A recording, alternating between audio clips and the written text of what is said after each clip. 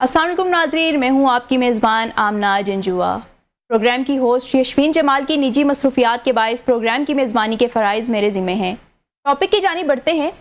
नाज़रीन, अमरीकी सदर डोनाल्ड ट्रंप की जानिब से अब नए हुर्मुज़ में प्रोजेक्ट फ्रीडम के ऐलान के बाद मशरिक़ वुस्ता में हालात एक बार फिर कशीदा हो गए हैं। गुज़िश्ता रोज़ अमरीकी सदर ने गल्फ़ ममालिक की बंदरगाहों पर फंसे जहाज़ों और उन पर मौजूद अमले को पेश आने वाली मुश्किलात के मद्देनज़र अब नए हुर्मुज़ में इत्तहादियों के तेल बुरदार जहाज़ों की आज़ाद नकलो हरकत के लिए प्रोजेक्ट फ्रीडम का ऐलान किया था। अपने इस ऐलान में सदर ट्रंप का कहना था कि मशरिक़ वुस्ता में जारी तनाज़े से जिन ममालिक का दूर दूर तक कोई ताल्लुक नहीं है, वो ममालिक इससे मुतासिर हो रहे हैं। मुतासरा ममालिक ने अपने जहाज़ों को महफूज गुज़रगाह फ्राहम करने के लिए अमरीका से राब्ता किया है और हमने इन्हें यकीन दिलाया है कि हम इस हवाले से उनकी भरपूर मदद करेंगे।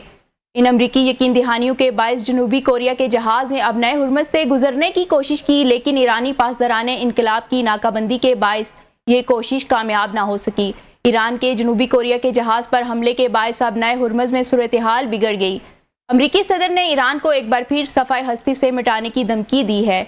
अमरीकी न्यूज़ चैनल फॉक्स न्यूज़ से गुफ्तगू करते हुए डोनाल्ड ट्रंप का कहना था कि ईरान की जानिब से प्रोजेक्ट फ्रीडम में हिस्सा लेने वाले अमरीकी नेवी के जहाज़ों को अगर निशाना बनाया गया तो ईरान को मलिया मेट कर देंगे। इतलात के मुताबिक ईरान की जानिब से जनूबी कोरिया के जहाज़ों को निशाना बनाने के साथ साथ अब नए हुर्मुज़ में अमरीकी नेवी के जहाज़ों की पेशकदमी रोकने के लिए भी मिसाइल दागे गए थे, जिसके जवाब में अमरीका ने पासदाराने इनकलाब की कश्तियों को निशाना बनाने का दावा किया है। अमरीकी सदर डोनाल्ड ट्रंप का कहना है कि ईरान की जानिब से जनूबी कोरिया के कार्गो जहाज़ को निशाना बनाया गया, जिसके जवाब में हमने ईरान की बची कुची 7 छोटी कश्तियों को तबाह कर दिया है। साथ ही अमरीकी सदर ने जनूबी कोरिया को प्रोजेक्ट फ्रीडम में शमूलियत की दावत भी दी है। डोनाल्ड ट्रंप की इस पेशकश पर जनूबी कोरिया का कोई जवाब नहीं आया। अलबत्ता फ्रांस ने एक बार फिर अब नए हुर्मुज़ में अपनी फौजें भेजने से इनकार कर दिया है। एक तरफ पाकिस्तान की सालसी की कोशिशें जारी हैं, तो दूसरी तरफ हर गुजरता दिन अब नए हुर्मुज़ में एक नई मुश्किल पैदा कर रहा है। इस सारे मामले पर गुफ्तगू करने के लिए प्रोग्राम में हमारे साथ मौजूद हैं दिफाई तज्ज़ियाकार major Khurram ब्रोकरी। Thank you sir आपके वक्त का।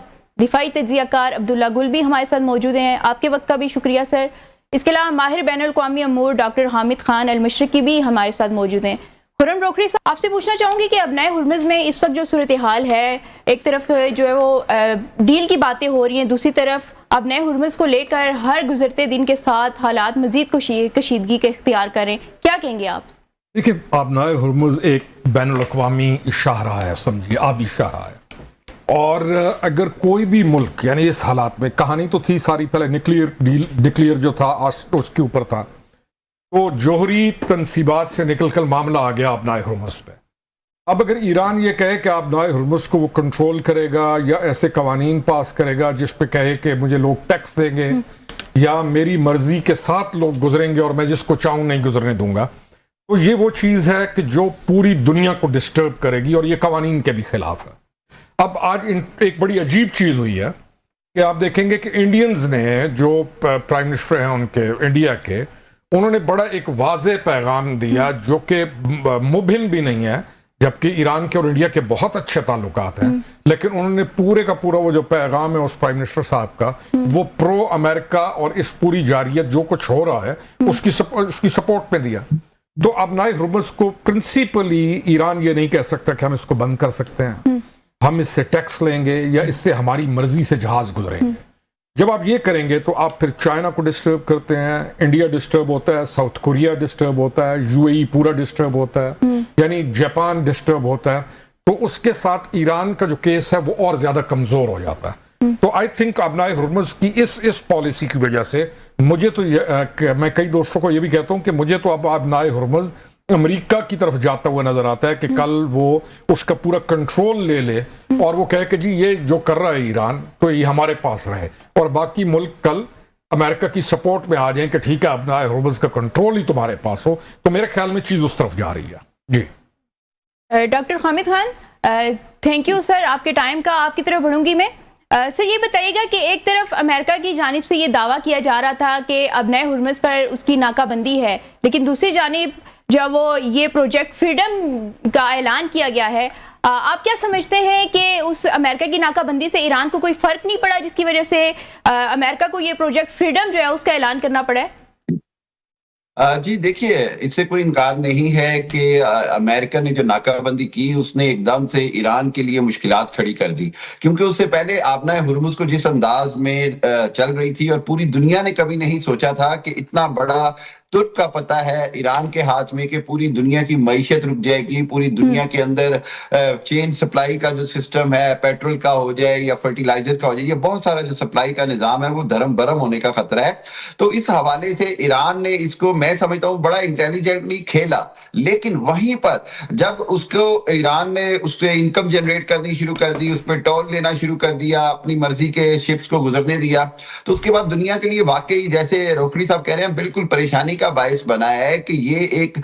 اس کی کوئی مثال نہیں ملتی ہے کہ ایک اوپن جو واٹر ہے، انٹرنیشنل واٹرز ہے، اس کے اندر اس طرح کا ٹیکس لیا جائے۔ اس کے اوپر جب امریکہ نے بحری ناکہ بندی کی تو ایران کے پاس جو آئل کیپیسٹی ہے، سٹوریج کیپیسٹی ہے، وہ بھی مشکل میں آ گئی، ایران کی جو ڈیلی انکم تھی وہ بھی ختم ہو رہی ہے، ہو گئی بلکہ۔ لیکن اس کے جواب میں جو پاکستان کی کوششیں تھی کہ آبنہ ہرمز جو ہے وہ ایران بھی کھولے اور امریکہ کی طرف سے بھی کھل جائے، اور ایک اس کو انٹرنیشنل ٹیریٹری کے انداز میں ٹریٹ کیا جائے، اور وہ جو ایران بار بار کلیم کرتے ہیں کہ جی اس کا چونکہ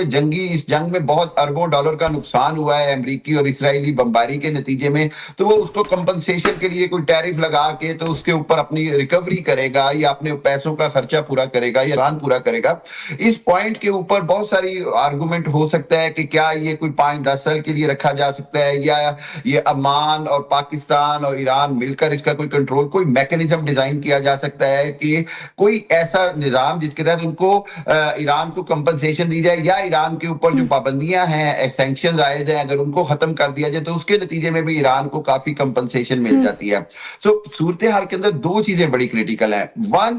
یہ جو انٹرنیشنل واٹرز کے اوپر کوئی بھی اگر کرے گا تو اس کے بعد پھر باب المندب بھی ہے، باب الملاقہ بھی ہے، وہ پھر ساریوں کے اوپر جو ہے آبنہ ملاقہ ہو جائے یا باب المندب ہو جائے، پھر ان کے اوپر بھی بات ہوگی کہ جی ان کے جو ان کو بھی ٹیکس دیا جائے، پھر پوری دنیا میں جو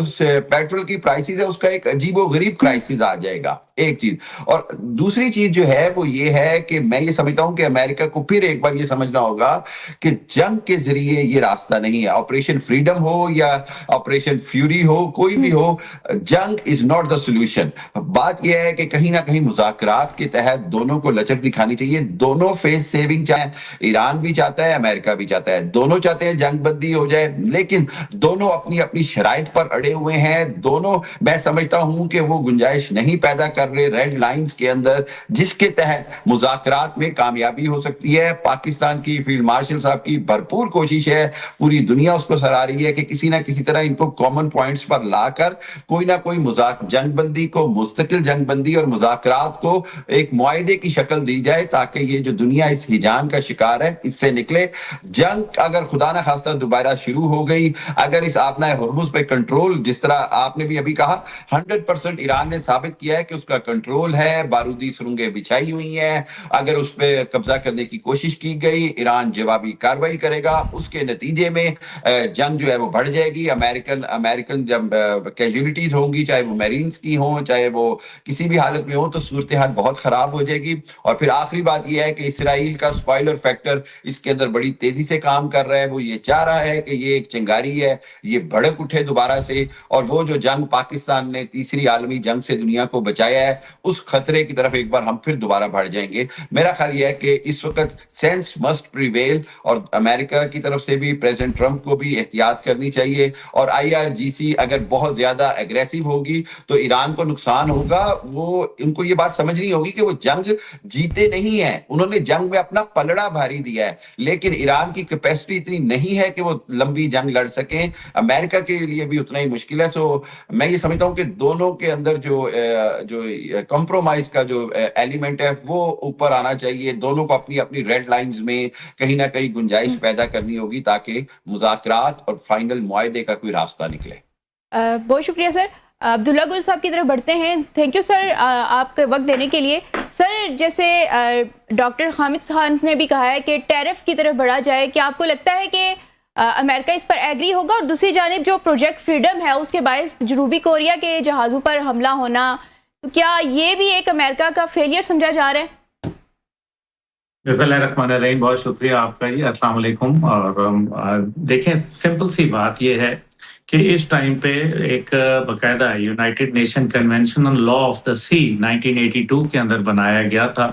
اور اس کے مطابق ایک سمندری حدود واضح کر دی گئی تھی، جس میں تجارتی حدود بھی ہیں اور اس کے علاوہ بھی جو آپ کی 24 نوٹیکل مائلز تک آپ کو اجازت ہے۔ اب مسئلہ یہاں یہ ہے کہ آبنائے ہرمز کے اوپر جو ایران اور عمان کی بات ہو رہی ہے کہ جوائنٹلی اس کو کنٹرول کریں گے اور اس کے اندر پیسے آدھے آدھے بانٹیں گے، یہ ایران کی تجویز آئی ہے، لیکن میرا خیال ہے کہ یہ ایک اسٹریٹجک موو تو ہو سکتی ہے، ایک ملٹری منوور تو ضرور ہو سکتا ہے، اینڈ دے پلیڈ ویل، لیکن اس کا یہ مطلب نہیں ہے کہ یہ لانگر ٹرم میں شاید اپلیکیبل ہو۔ ایک ہی صورت میں ہو سکتا ہے، اور وہ یہ کہ اگر امریکہ نے ان کا جو ہرجانہ ادا کرنا ہے 270 بلین کا جو نقصان ایران کو ہوا، جس کا تخمینہ انہوں نے لگایا، تو ظاہر ہے امریکہ تو اپنی جیب سے کبھی پیسہ ادا کرتا نہیں ہے، وہ اس معاملے کے اوپر جو ہے وہ ایک وقتی طور کے اوپر ان کو ایک ٹیرف لگانے کی اجازت دے دے گا، لیکن کیا یہ ایران اکیلا ملک ہے یا کہیں انڈونیشیا نے بھی یہ بات کہی ہے کہ ہم بھی آبنائے ملاقہ جو 900 کلومیٹر تقریباً لمبی ایک قدرتی گزرگاہ ہے، اس کے اوپر بھی ہم ٹیرف لگائیں گے، اور کیونکہ ہم یہ بھی جانتے ہیں کہ 2024-25 کے اندر باقاعدہ ملٹری ایکسرسائزز جو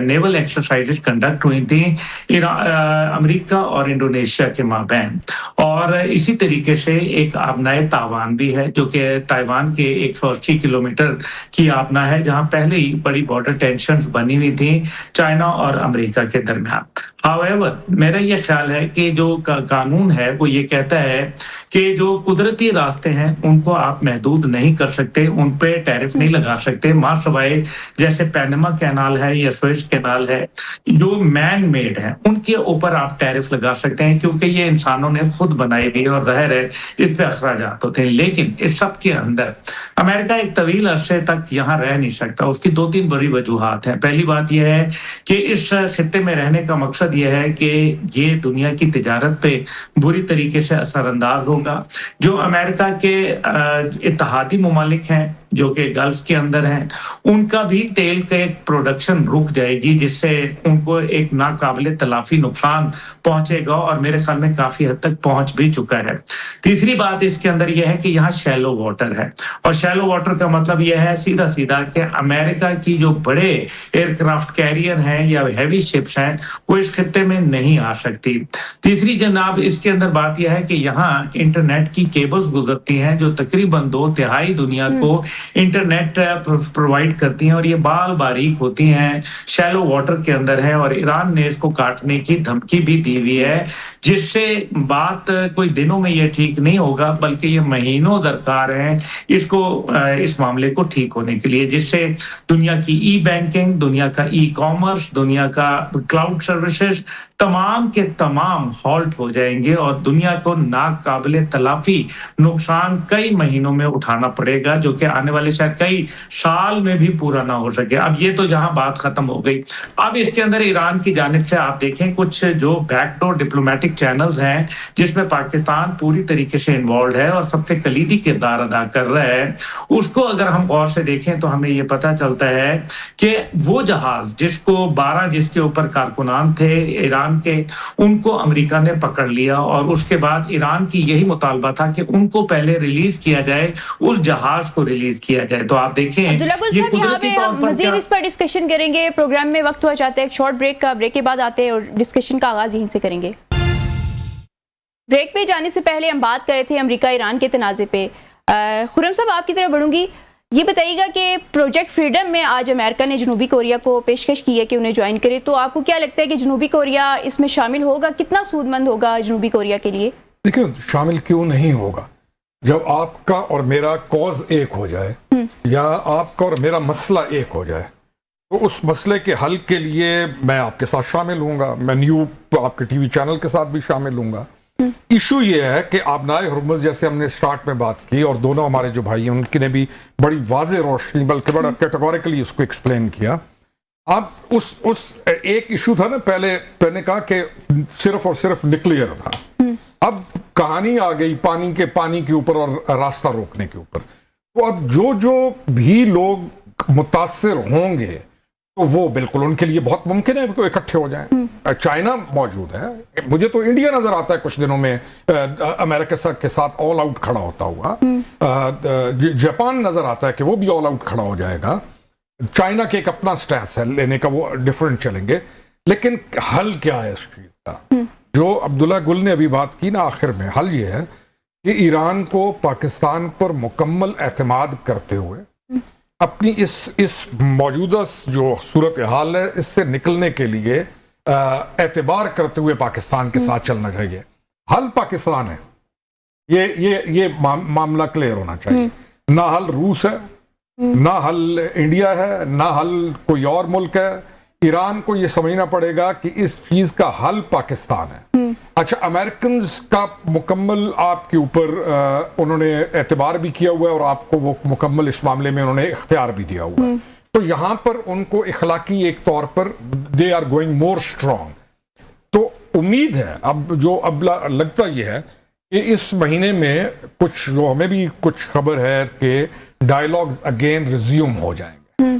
تو اس دفعہ جب ڈائیلاگ ہوتے ہیں انشاءاللہ تو یہ حل والے ڈائیلاگ ہوں گے. وہ نہیں ہوگا کہ میں ناراض ہو کے واپس چلا گیا تو میں بات نہیں کر رہا ہوں, تو میں نے ادھر سے اجازت لینی ہے تو ادھر سے اجازت لینی ہے. لگتا یہ ہے کہ یہ والے ڈائیلاگ حتمی ڈائیلاگ ہوں گے اور اس کے بعد یہ معاملہ حل ہو جائے گا میرا خیال ہے. ڈاکٹر صاحب, خرم صاحب کا یہ کہنا ہے کہ ڈائیلاگ جو ہے وہ دوبارہ سے سٹارٹ ہونے جا رہے ہیں, لیکن ایرانی وزیر خارجہ جو ہے انہوں نے آج یہ کہا ہے کہ جو امریکہ کا پروجیکٹ فریڈم ہے وہ پروجیکٹ ڈیڈ لاک ہے. تو یہ سمجھا جا رہا ہے کہ کیا اس طرف اشارہ نہیں ہے کہ یہ مذاکرات کو مزید اس میں ڈیڈ لاک کے اشارہ دیا جا رہا ہے؟ تو اگر ایسا ہوتا ہے تو مذاکرات کیسے آگے بڑھیں گے؟ دیکھیے, بات یہ ہے کہ مذاکرات جو ہیں وہ دونوں کی مجبوری ہیں, لیکن پرابلم یہ ہوتی ہے, میں دونوں طرف سے سمجھتا ہوں کہ دونوں جس انداز میں میڈیا کے اندر اپنا ایک بڑا ہارڈ سٹانس شو کرتے ہیں, اس کے نتیجے میں جو مذاکرات کے لیے جو فضا بنانا یا فضا پیدا کرنا ضروری ہے اس میں بڑی سخت رکاوٹ ہو جاتی ہے. دیکھیے, مذاکرات کا مقصد یہ نہیں ہوتا کہ آپ اپنی شرائط پہلے رکھ دیں, آپ اپنا جناب پہلے سے ہی ایک طرح سے ایگریمنٹ رکھ دیں کہ بھئی اس کے اوپر اگر سائن کرو گے تو میں آؤں گا. وہ دونوں طرف سے یہ رہا ہے کہ ایک طرف سے کہا جا رہا ہے کہ جی ایران یورینیم کے انریچمنٹ پہ کمپرومائز نہیں کرے گا, ایران پہ پابندیاں ختم کی جائیں تو بات ہوگی, ایران اپنا ہرمز کا کنٹرول اپنے پاس رکھے گا تو بات ہوگی. دوسری طرف سے امریکہ کی طرف سے آ جاتا ہے کہ جی ہر حالت میں ایران کی یورینیم جو ہے اس کو سرنڈر کرنی پڑے گی یا امریکہ کو دینی پڑے گی, ہر حالت میں ایران ہار چکا ہے, ایران گھٹنے ٹیک چکا ہے. یہ جو رویہ ہے یہ مذاکرات کے امکانات کو معدوم کرتا ہے. مذاکرات بہت ضروری ہے دونوں کے لیے, اس سے کوئی انکار نہیں ہے. مذاکرات کی کامیابی بھی دونوں کے لیے بہت ضروری ہے. میں یہ سمجھتا ہوں, بالکل خرم صاحب نے بالکل ٹھیک کہا کہ مذاکرات ہی ہوں گے ان دی اینڈ, لیکن صرف ڈر یہ ہے جو بار بار میں بات کرتا ہوں کہ اسرائیل کا جو سپوائلر فیکٹر ہے, اس کے اندر انڈیا کا بھی سپوائلر فیکٹر ہے, اس کے اندر اور بہت سارے جو یہودی لابی جو امریکہ کے اندر بہت ایکٹیو ہے, چاہے وہ پیٹ ہیگزٹ ہوں اور چاہے وہ اسٹیو وٹکاف ہوں, چاہے وہ جیرڈ کشنر ہو, یہ سارے وہ لوگ ہیں جو کہ سمجھتے ہیں کہ ہم جنگ کے اور زور زبردستی سے بھی ایران کے اوپر قبضہ کر لیں گے. ابھی بھی وہ اسی ذہن سے ہیں کہ ریجیم چینج ہو سکتی ہے, پاسداران انقلاب کو ملیا میٹ کیا جا سکتا ہے. اس سوچ سے باہر آنا پڑے گا. جبکہ دوسری جانب پاسداران انقلاب کے اندر جو دو گروپ ہیں, باقر کالیباف صاحب ہو گئے اور مصطفیٰ خامنائی صاحب ہو گئے, اور پاسداران انقلاب اور آرمی چیف ہو گئے, ان کا خیال یہ ہے کہ امریکہ کو مزید ہم شاید سبق سکھا سکتے ہیں. دونوں اینڈز کے اوپر میں سمجھتا ہوں کہ وہ جو ہم بات کرتے ہیں نا معتدل لوگوں کا آگے آنا بڑا ضروری ہے, جیسے کہ عباس عراقچی ہیں, جس طرح مسعود پزشکیان ہیں, یہ وہ لوگ ہیں جن کا خیال ہے کہ اب ایران کو ہر حالت میں معاہدہ کر لینا چاہیے, مذاکرات کو کامیاب کرنا چاہیے. اسی صورت میں میرا خیال ہے کہ دونوں اینڈز کے اوپر جو سپوائلرز ہیں ان کا رول جو ہے وہ کم ہونا بڑا ضروری ہے, تاکہ جلد سے جلد مذاکرات جو ہیں وہ ختمی شکل کو پہنچے. مذاکرات ختمی شکل کی طرف بڑھے. عبداللہ گل صاحب, آپ کی طرف آؤں گی. یو اے پر ایران کے حملے کے بعد دنیا بھر سے اس کی مذمت آئی ہے, پاکستان نے بھی اس کی مذمت کی ہے, ایران بیک فٹ پر چلا گیا, کیا کہیں گے اس پہ؟ نہیں، میرا خیال ہے کہ اگر انہوں نے بیک فٹ پہ جانا ہوتا تو وہ حملہ کرتے ہی نہ. انہوں نے بڑا سوچ سمجھ کے ایک اسٹریٹجک موو ہے فجیرہ کے اوپر، کیونکہ وہاں سے آئل ایکسپورٹس ہو رہی ہیں. اس وجہ سے نیچرلی اب یو اے ای کے سامنے میرے خیال میں ڈیگرز ڈرون سچویشن ہے ان کی اور ایران کے مابین. اب تو بات کھل گئی ہے. اور ویسے بھی آپ یہ دیکھیں کہ یو اے ای اب عرب دنیا کے اندر تقریباً تنہائی کا اور آئسولیشن کا شکار ہو گیا ہے. ہوئیور میں اپنی بات جو پچھلے بریک پہ جانے سے پہلے تھی وہ ضروری ہے. اس کے اندر یہ ہے کہ آپ دیکھیں کہ پاکستان کے پاس انہوں نے امریکہ نے وہ جہاز بھیج دیا، وہ حملہ ریلیز کر دیا، یعنی کہ جو شرائط تھیں ایران کی جانب سے ان کے اوپر عمل ہونا شروع ہو چکا. دوسرا یہ ہے کہ آپ دیکھیں کہ وہ جہاز جن کو انہوں نے کہا تھا کہ آبنائے ہرمز کے اوپر تمام مائنز بچھی ہوئی ہیں اور جو پہلے جہاز گزرے وہ ایران کی نیوی نے ان کو گزار کے دیا کیونکہ ان کو وہ سیف پیسیجز معلوم تھے. اب انہوں نے یہ بھی بتایا تھا کہ ایک سیف پیسیج یہ ہے، ایک ریڈ زون ہے، وہاں سے جہاز نہیں گزر سکتے. تو آپ کا کیا خیال ہے کہ یہ ان کو نظر نہیں آئے؟ وہ IRGC، وہ ایرانین نیوی جو وہاں سے چڑیا گزرنے نہیں دے رہی تھی، آج امریکہ کے وہ 2 جہاز گزرنے دیتی ہے، جبکہ مائن سویپنگ آپریشن بھی ابھی شروع نہیں ہوا، جس کا واویلا تو ٹرمپ صاحب کی جانب سے بڑا ہوا، لیکن کوئی آزاد ذرائع یہ نہیں کنفرم کر رہے کہ ابھی وہ مائن سویپنگ آپریشن شروع ہوا. تیسری جانب جو ہے وہ آپ دیکھیں کہ ایران کی جانب سے بھی کچھ لچک کا مظاہرہ نظر آ رہا ہے. اور پھر وسط مئی کے اندر صدر ٹرمپ نے چائنا کا دورہ کرنا ہے اور ایئر فورس 1 کی لینڈنگ کے ساتھ بیجنگ کے اندر انہوں نے مشروط کر دیا کہ آپ ایران اور آبنائے ہرمز کا معاملہ طے کر کے آئیں گے، اور اگر آپ یہ نہیں کریں گے تو ہمارے ٹاکنگ پوائنٹس میں ایجنڈا نمبر 1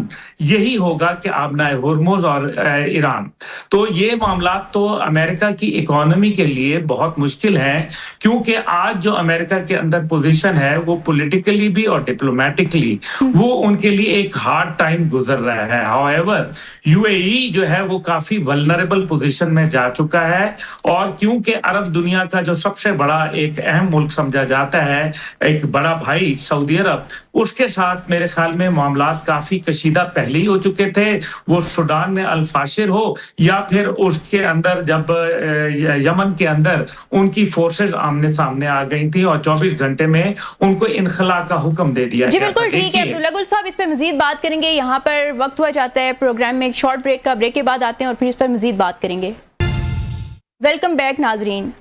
ہم نے دیکھا ہے کہ گزشتہ سال مئی میں پاکستان کی جانب سے ہندوستان کو جو کرارا جواب دیا گیا، مارکہ حق کی گواہ پوری دنیا ہے. اس پر بات کرنا چاہیں گے کیونکہ مئی آ گیا ہے اور پوری قوم آپریشن بنیان مرصوص کو سیلیبریٹ کری ہے، مارکہ حق کو سیلیبریٹ کری ہے.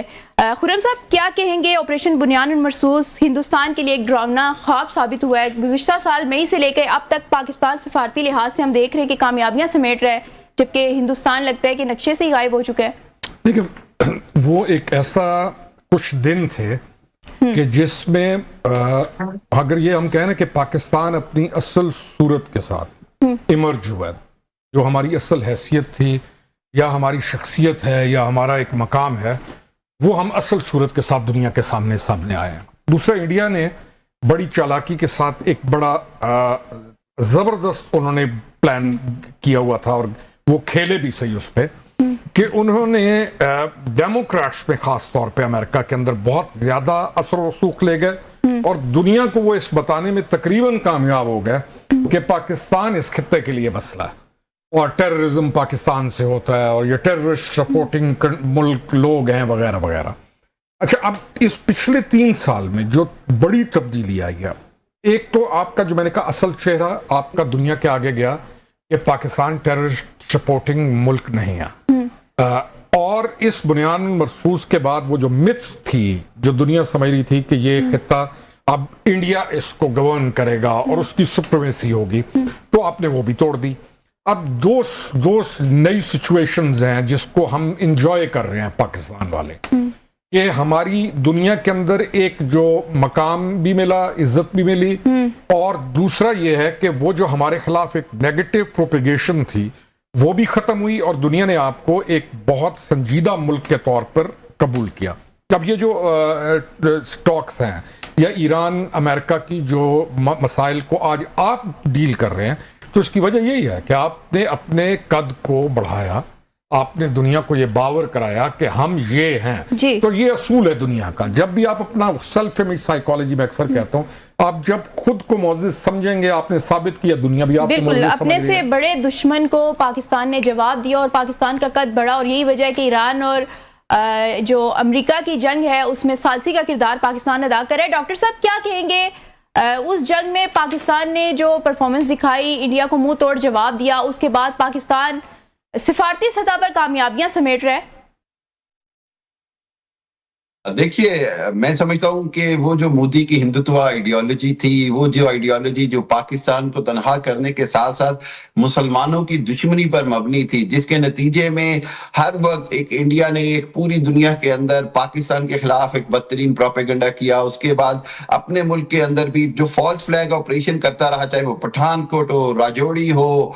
پلوامہ ہو, اور پھر آخر میں پہلگام ہو. اس سب کے اندر ایک بنیادی چیز نظر آ رہی تھی, وہ یہ تھی کہ پاکستان کو ہر حالت میں ٹارگٹ کیا جائے, پاکستان کو ملائن کیا جائے. لیکن ہوتا یہ ہے کہ بار بار میں سب جگہ کہتا ہوں کہ جب لیڈرشپ آپ کی فیصلہ کر لے کہ اب آپ نے دشمن کو بھرپور جواب دینا ہے, ایسا جواب جو اس کو صدیوں یاد رہے, تو یہ وہ ریزالو تھا پاکستان کے آرمی چیف اس وقت کے فیلڈ مارشل عاصم منیر صاحب کا, پاکستان کی گورنمنٹ کا, کہ انہوں نے یہ ایک بھرپور جواب دیا انڈیا کو ہمیشہ کے لیے, اور وہ ضروری تھا. اور وہ یہ ایسا جواب ہوا کہ اس کے بعد پاکستان جو خطے میں کی سٹیبلائزر فیکٹر کے طور پہ سمجھ آیا, کہ جب پریزیڈنٹ ٹرمپ نے پاکستان سے کہا کہ جی انڈیا معافیا مانگ رہا ہے, آپ مزید ان کو تباہی نہ دیں, تو پاکستان نے وہاں سمجھداری کا اور ذمہ دار ریاست ہونے کا ثبوت دیا. آپ جانتی ہیں کہ ہم ان کے 20 رافیل گرا سکتے تھے, ہم نے 6-8 گرائے. ہم ان کا تمام جو انفراسٹرکچر ہے الیکٹرانک اور کمیونیکیشن وہ تباہ کر سکتے تھے, ہم نے اس سے ہاتھ روک لیا.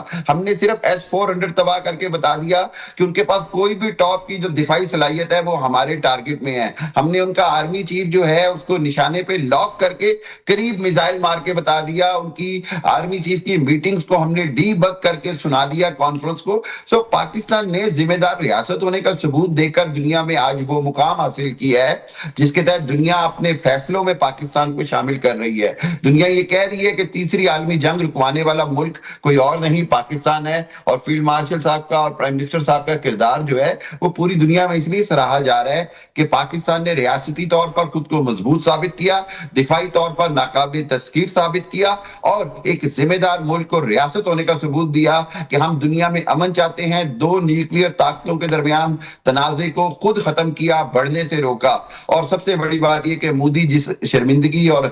میں سمجھتا ہوں ذلت کا شکار ہے, وہ اپنے ہی کیے ہوئے کے آگے, اپنا کرما اس کے آگے. بالکل مودی جو ہے وہ اس وقت اپنے ہی ملک میں منہ چھپاتا پھر رہے. عبداللہ گل صاحب کیا کریں گے, کیا ایڈ کرنا چاہیں گے اس میں کہ مودی کی جانب سے گزشتہ 10-15 سالوں کا جو ایک پروپیگنڈا کیا جا رہا تھا کہ پاکستان کو ہم نے دنیا میں یہ بتانا ہے, ثابت کرنا ہے کہ دہشت گردی پھیلا رہا ہے پاکستان, امن کا دشمن ہے, اور پاکستان نے پھر اس جنگ میں شکست دی, اور اس کے بعد ہم نے دیکھا ہے کہ اب پاکستان دنیا میں امن کا سفیر بن کے ابھرا ہے. دیکھیں, یہ منہ توڑ جواب نہیں تھا, یہ کمر توڑ جواب تھا. اور بھارت کو بنیادی طور پہ جو اس کا بڑھتا ہوا کردار وہ دیکھ رہا تھا بطور سپر پاور 4تھے نمبر کی, وہ محدود ہو گیا. جو net security provider South East Asia کے اندر دیکھ رہا تھا, آج وہ پاکستان کی طرف دنیا نگاہیں دیکھ رہی ہے لگا کے کہ نیٹ سیکیورٹی پرووائیڈر تو پاکستان کو ہونا چاہیے. جو وہ چائنا کے خلاف ایک محاذ آرائی کے اوپر اپنے آپ کو بہت بڑا ثابت کر رہا تھا, اصل میں وہ روایتی جنگ میں, کیونکہ وہ ہمیشہ یہ کہتا رہا کہ پاکستان بلف کرتا ہے, پاکستان یہ کہتا ہے کہ جی ہم صرف نیوکلیئر کی دھمکی دیتا ہے, جبکہ روایتی جنگ میں اس کا ہمارا کوئی مقابلہ نہیں ہے, ہم تو اس کا پاکستان کو کسی کھاتے میں ہی نہیں لاتے. اب پتہ چلا کہ دنیا نے یہ دیکھا کہ پاکستان روایتی جنگ میں بھی ان سے بہتر ہے, آئیڈیولوجیکلی بھی سپیریورٹی ان کے پاس موجود ہے, اور اسٹریٹجکلی بھی ہم ان سے بہتر ہیں. ہماری جو دفاعی حکمت عملی تھی وہ مدافعت کے اوپر تھی. آپ دیکھیں کہ افینسو ڈیفینس ہم نے پالیسی اپنائی. اس سے پہلے پاکستان کچھ عرصے سے 9/11 کے بعد سے ڈیفینسو ڈیفینس پالیسی پہ چل رہا تھا, لیکن موجودہ ملٹری ہائر کمانڈ نے اس کو افینسو ڈیفینس کے اوپر لے گئے اور جا کے براہ راست ان کو وہ جواب دیا جو جو کہ میرے خیال میں اب پوری دنیا کے وار کالجز میں اس سبجیکٹ کو پڑھایا جا رہا ہے. دوسری جانب جو ان کی کولڈ سٹارٹ ڈاکٹرن تھی اس کا بھی جنازہ نکل گیا. جو ان کے انڈیپینڈنٹ بریگیڈ گروپس کا ایک خواب تھا کہ وہ لائیں گے اور محدود 60 سے 70 کلومیٹر کے علاقے میں حملہ کر کے وہ پاکستان کو امبیرسنگ پوزیشن میں لے آئیں گے, ان کے لیے خود امبیرسنگ ہو گیا. دیکھیں اب جو یہاں بات ہے وہ بڑی امپورٹنٹ ہے, اور وہ یہ ہے کہ سارے کے عبداللہ اندر گل صاحب, معذرت کے ساتھ پروگرام کا وقت جو ہے وہ ختم ہو رہا ہے, مزید اس پر بات کرتے ہیں, لیکن آج کے پروگرام میں اتنا ہی. تینوں مہمانوں کا بہت شکریہ. اللہ حافظ.